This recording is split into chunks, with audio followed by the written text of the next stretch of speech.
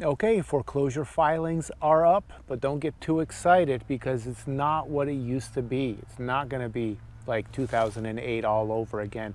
Let's get into a little bit of data, and then I'm going to tell you something that you probably haven't heard about. Why is it that I don't think that we're going to have many foreclosures this year or next year or the year after that, regardless of what happens with our interest rates, even if they go into double digits? Let's get started with the data. And by the way, my name's Maciek Zaremba. I'm a real estate agent in Sarasota, Florida. I've been licensed since 2004, and I invest in rentals as well. And right now I'm at Philippi Estate Park. It's a really nice park to come to if you're visiting the area of Sarasota. But now let's get right into the stats. So we have data from Adam, who does a lot of tracking of statistics for us. And here's what they're finding. Now, this is really going to be talking about 2023 compared to the other years of 2022, 2021. Right now, the filings are up. In the entire year of 2023, we actually had a jump from 2022 of 10% more foreclosure filings. Now, keep in mind, a foreclosure filing is not necessarily a foreclosure that went all the way through. Now, it does include those, but it's basically a combo of all the default notices, all the scheduled auctions, and the bank repossessions. And 2023 did have 10% more than 2022, but we actually had 132% more than in 2021. And it sounds extremely alarming, but let me tell you why. There's a really good explanation why that happened. And basically, in 2021, in case you don't remember, the pandemic hit and the government decided to implement some rules to help homeowners and not get everyone foreclosed on, because as you remember, a lot of states locked down, shutting down businesses and not allowing people to have patrons in their business, and people lost their business, people lost their jobs, people were furloughed, all types of things happened. As a result, the federal government decided to put a ban on foreclosure filings in 2021. Now, I'm not sure if it was the entire year, but if not, it was a significant part of the year where if you didn't pay your mortgage, no problem. They weren't allowed to impose late fees. They weren't allowed to take your home. They weren't allowed to file documents in the courts. So therefore, the numbers for 2021 were just unbelievably skewed because nothing was happening. It was like zero. Now, it probably wasn't zero, but it was really, really low. So obviously we are up a huge amount, 136% more than in 2021. But really, we should be comparing to before the pandemic. So let's talk about 2019. We are down 28% since 2019. And let me tell you, if you don't remember, in the 2019 timeframe, we were in a pretty balanced market. Now, obviously, it's market dependent, meaning like where you lived and so on. But overall, in our market in Florida, it was a pretty balanced market, which means that there wasn't too many sellers, wasn't too many buyers. It was a fair balance between all parties, and the interest rates were like 3.25%. Now, in terms of the percentage of actual dwellings in the US to how many ended up having a foreclosure filing, well, the numbers are really, really low. Listen, people are saying that this is going to be a 2008 all over again. I wholeheartedly disagree. Even though I think prices will be coming down, and you can watch my video about this and why I think prices will be coming down, I'm telling you right now, there's a zero chance that we're going to have the same type of situation or anything even remotely similar to what we had in 2008, 9, and 10. Out of all the dwellings in the US, 0.26% in the entire nation had foreclosure filings in 2023. But in 2010, guess how many had them? 2.23%. In case you're not good at math, that's literally a 10-fold difference, okay? That's like 90% less people that are going through foreclosure filings. This is just such a big difference. I don't think it's fair to even say, and if anyone who is saying that it's going to be just like the Great Recession all over again, I'm just curious, where are you getting this data from? What is the train of thought that you have that is justifying that kind of statement? I just don't see it. Now, Rob Barber, the CEO of Adam, he said, reflecting on 2023, we see the market rise in foreclosure activity as a market correction rather than a cause for alarm. I agree. This is just a small market correction, and it's still less than what we had in 2019, where we had a little bit more of a balanced market. Now, if you want to know what is the source of all this data, Adam collects information from 3,000 counties, which actually accounts for over 99% of the US population. So whatever that 1% of the population that didn't get surveyed in this, well, they're not going to make a difference even if they have 100% filings of foreclosure. And listen, before I tell you why I don't think we're going to have a situation again like we did in the Great Recession, let me give you one more piece of data that Adam got for us. Let's talk about how many properties the lenders actually began the foreclosure process on.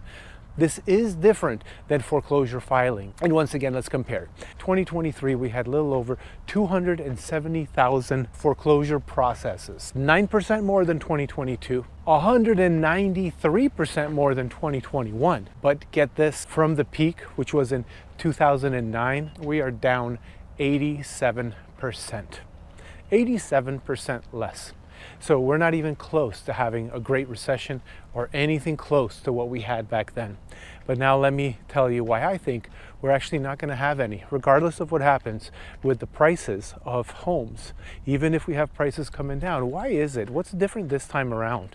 It's definitely not interest rates, because we had much lower interest rates during the Great Recession.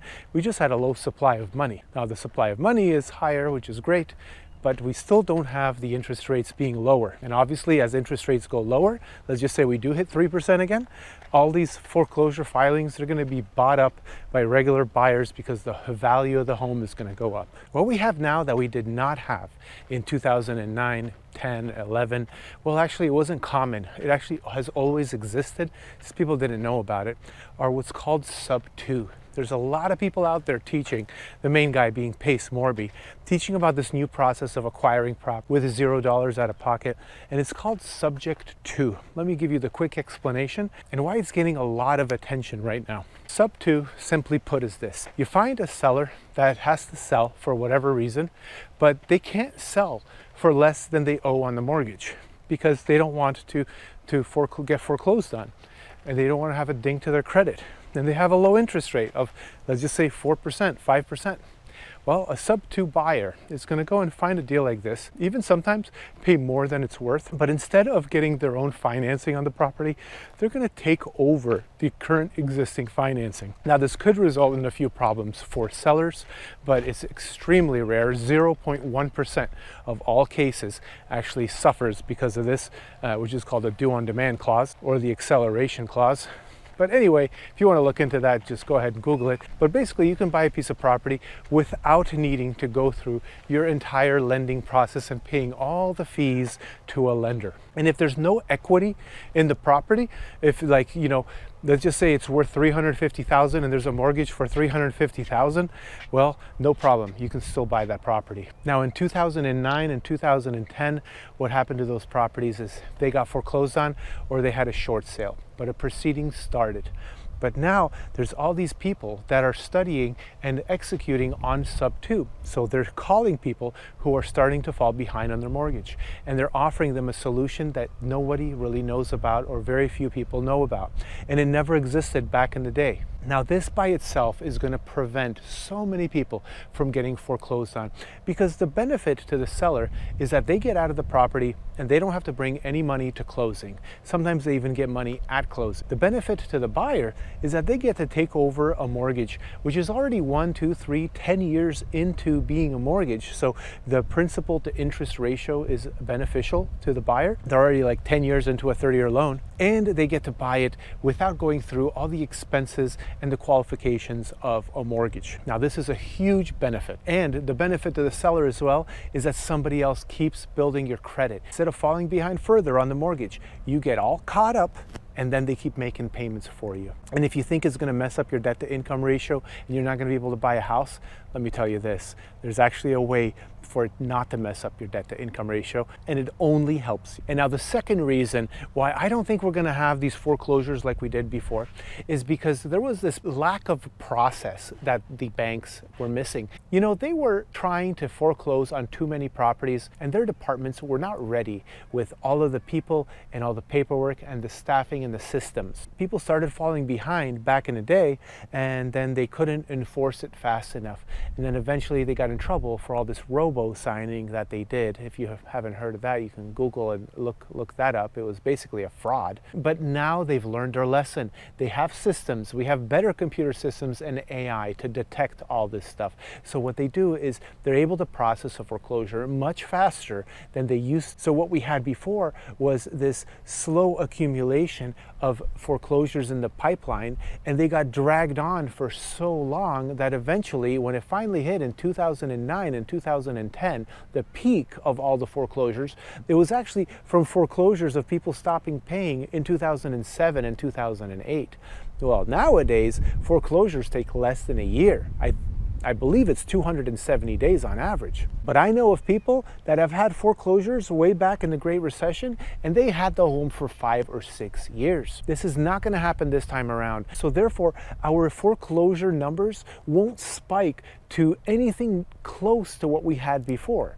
The systems are just better. So look, as we're finishing up this video, you probably just want to go and buy a foreclosure at 50% off.